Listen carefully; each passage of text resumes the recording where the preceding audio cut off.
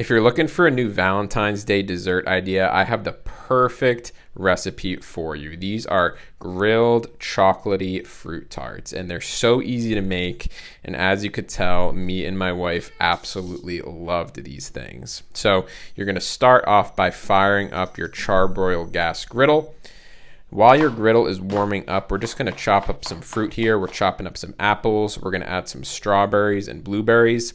And if you never tried grilling your fruit before, you are in for a treat here, because the way that it caramelizes on their grill is absolutely perfect. It adds so much sweetness and flavor to these fruit tarts.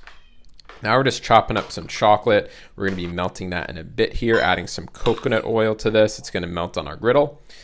And then we're gonna get some Cinnabuns here. We're going to cut those into individual buns and place on our grill in just a bit here. But first we're going on our griddle with some coconut oil, add that fruit, give it a good stir, and then let that chocolate melt as well. Now we're adding our Cinnabuns to our griddle here, and you're just gonna press those down in a minute. That's gonna really help these develop a nice crust on both sides so they're nice and crispy.